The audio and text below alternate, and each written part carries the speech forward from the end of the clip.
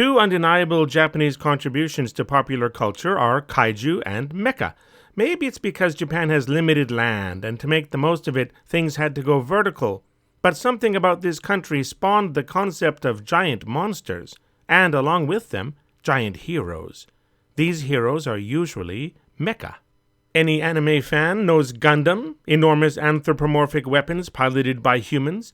There are so many other mecha that never made it big outside of Japan, though, and they all have their place in anime history. What mecha do you know? Are you a fan of that genre? Let me know with a comment, and if you're interested, consider hitting the like button and subscribing to my channel if you find that you enjoy this video. My first exposure to the concept of mecha came when I was in late elementary school. Marvel published a Godzilla title, and one of his allies was a giant robot called Red Ronin, first appearing in 1978. Such a cliché name, I know, but Red Ronin had a cool look, and it stuck with me even though the book disappeared pretty fast. The comic that really hooked me was Shogun Warriors, another silly name for sure, trying to keep a Japanese flavor to the title. Published from 1979 to 1980 with only 20 issues, it didn't catch the interest of comic readers, and I sadly was not able to get my hands on every issue. Later on, the characters from this book sought out the aid of the Fantastic Four, their own mecha having been destroyed by an unknown foe, later revealed as a fourth Shogun warrior called Samurai Destroyer. Oh, these names, so cheesy! On a side note, Samurai Destroyer was co-created by one of my favorite artists, Bill Sienkiewicz. It doesn't look anything like his usual style, but I guess he was just starting out then and hadn't made a name for himself yet. Anyway, the conflict was resolved, and that's where things ended for Marvel. What exactly were the Shogun Warriors? How did they wind up with a book published by Marvel? And why haven't they been seen since? Here is the short version. Mattel licensed and imported Japanese toys for the domestic market. The toys came from a wide range of Japanese TV shows, particularly super robot anime. This new line of toys was named Shogun Warriors for North American distribution. Mattel, knowing that Marvel had already produced a Godzilla book, approached that publisher to help promote the toy line. It was decided that 3 figures would feature as the titular heroes. One was Combatora, piloted by Genji Odashu, a test pilot from Japan. Combatora was taken from Chodenji Robo Combatora V, or Super Electromagnetic Robot Combattler V, a TV series that aired in Japan from 1976 to 1977, with 54 episodes.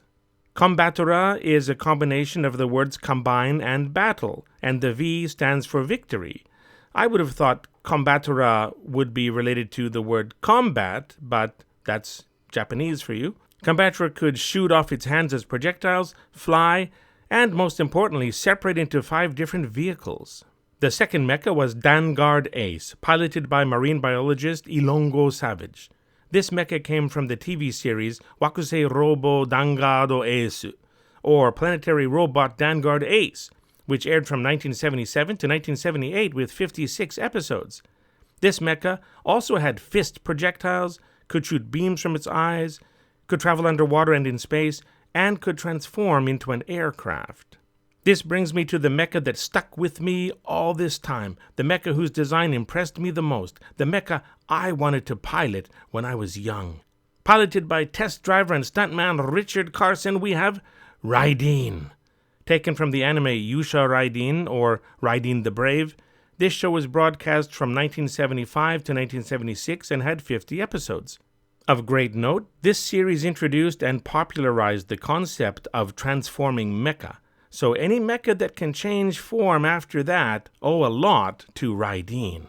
What could Raideen do, and what could it change into? Well, it's a pretty long list. Raideen had a face shield that could close over its Egyptian-inspired countenance. It had a shield with blades that could be used as a boomerang.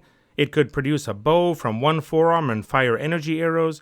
It could shoot missiles out of its fingertips. It could pop out a sword from one forearm. It could fly. And most of all, it could transform into a jet that looked like a bird. And this jet sometimes converted into pure energy for Raideen's ultimate attack. What really sets Raideen apart from most mecha is its backstory. Once the defender of the lost continent of Mu, Raideen has been sleeping for 12,000 years. When its ancient enemies awaken and try to conquer the world, Raideen senses their return and awakens as well within its giant golden pyramid. It draws a young Japanese boy to it, a lad named Akira, who is a descendant of the ancient people of Mu. With a human to operate it, Raideen now becomes active and can resume its duties to protect the world. To join Raideen, Akira must launch himself into the air from his motorcycle and shout, "Fade-in!" which enables a beam to pull him into Raideen's forehead, where Akira then drops down into the cockpit. Basically, Raideen is alive and sentient, but must fuse with a human host in a way to become active. A human with the right genetic pattern must be in control. It sounds a bit like Evangelion, doesn't it? Just as with the 1970s Battlestar Galactica, the Egyptian motifs and ancient technology concepts popular in the 1970s abound in this groundbreaking anime. The gorgeous hand-drawn cell animation of that era is impressive, and there is a certain progression of the plot throughout the series, even as Raideen battles monsters of the week. As part of the toy line and related merchandise, there were plastic models of various mecha. The first one I got was Mazinger from Gureto Mazinga, or Great Mazinger, an anime that was a sequel to Mazinger Z. I actually have 3 modern plastic models of various members of the Mazinger group, but I haven't assembled them yet. The second one I got was Gaiking from Daiku Maryu Gaikingu, or Sky Devil Gaiking. So many robot anime, so many mechas, none of them getting a foreign spotlight aside from some plastic models over 40 years ago. Of course, I also got the Raideen model. It was fairly primitive and couldn't transform into a bird, but the face shield could close and the forearm bow was functional.